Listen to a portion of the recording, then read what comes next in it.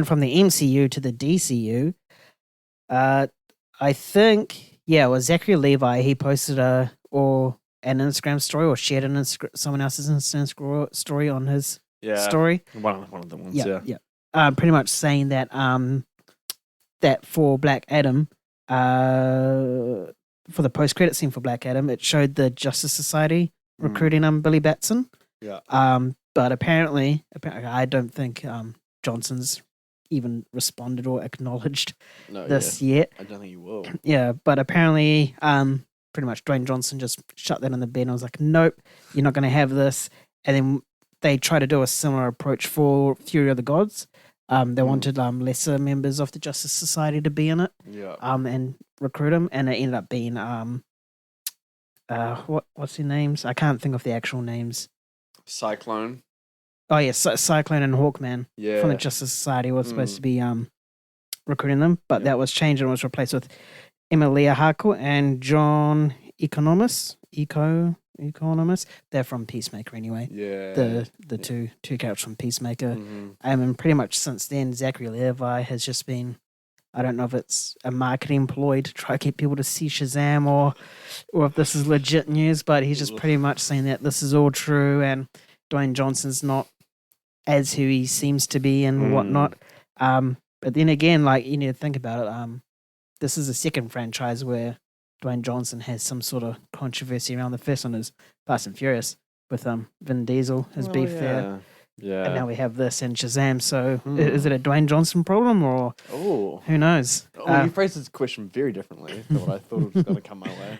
What do you think? Oh, see, now that you reminded me of the Fast and Furious thing.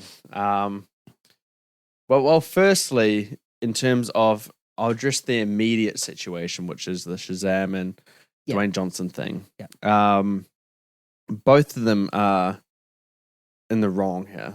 They're both annoying and, cringe. And I really don't like both of them, personally.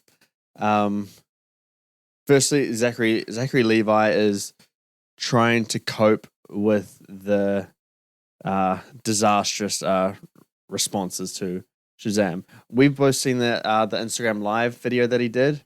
The unfortunately. Really cringe-inducing one, yeah. Look, he wants to be a positive guy and he's trying to be cool about it, but it doesn't come across as genuine. It seems very forced and like he's just trying to cope with it and be a little bit extra with it to try and convince people that he's fine. And Shazam's a happy family film and, everyone wants dark and serious comic movies.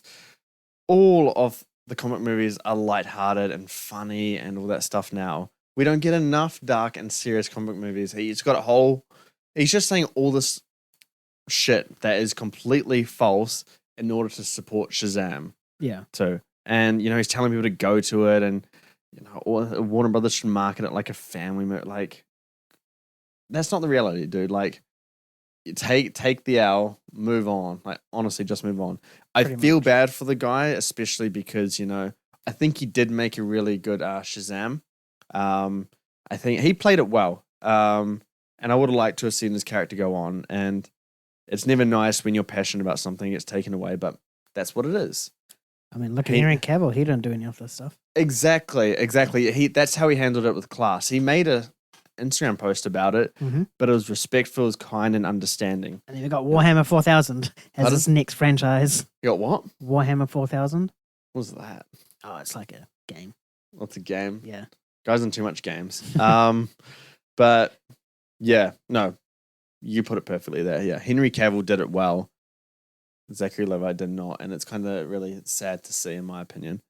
Dwayne Johnson, he's always struck me as the type of guy to really see himself as like the alpha in the sense, the one who has control and can make decisions. The fact that he thought that he could, go above everyone else and try and control things, especially a franchise like DCU. Like, no, stay in your lane, mate. Like, you do not belong here. Change the hierarchy of the DCU or whatever that tagline was. He's trying to do it in like the back office, bro.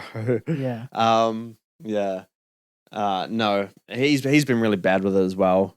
So I could actually see, in terms of that Fast and Furious thing you said before, I could see him trying to come on to that now and being like, no, we should do it this way. We're going to do it this way. And Vin Diesel's like, hey, I've been part of this for years, mate. Like, don't come on here and do that.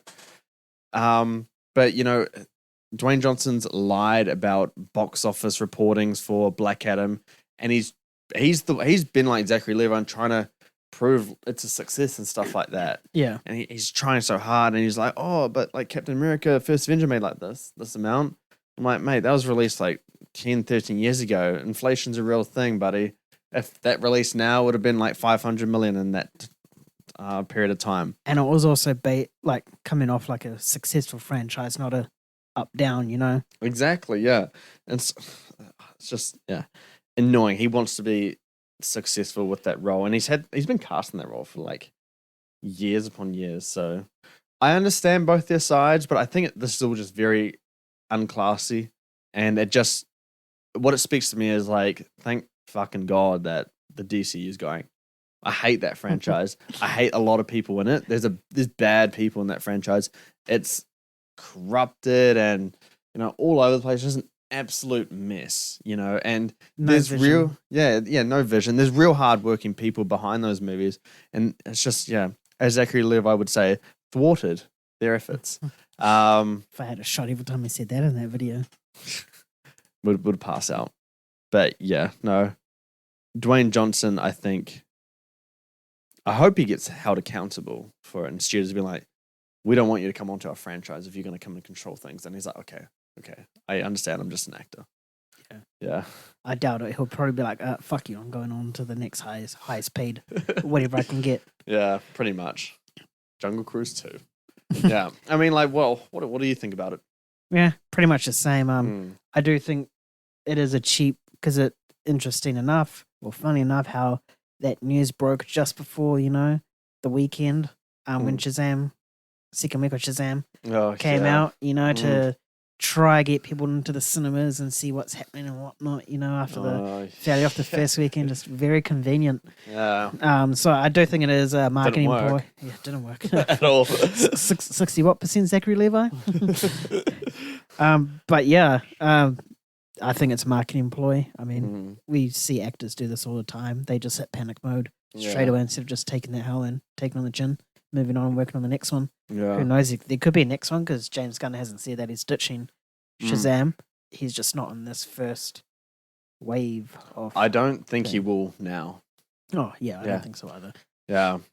I mean, does Shazam fit in the James Gunn DC universe, you think? I reckon I think he definitely can. Shazam has that sort of like comedic side, which I think James Gunn can absolutely nail better than what we've got in these past two films. For sure. Yeah, true. It's about timing and what James Gunn wants for his vision of this franchise. The fact that we're getting like a Superman and a Batman film as only two major things, and then little stuff.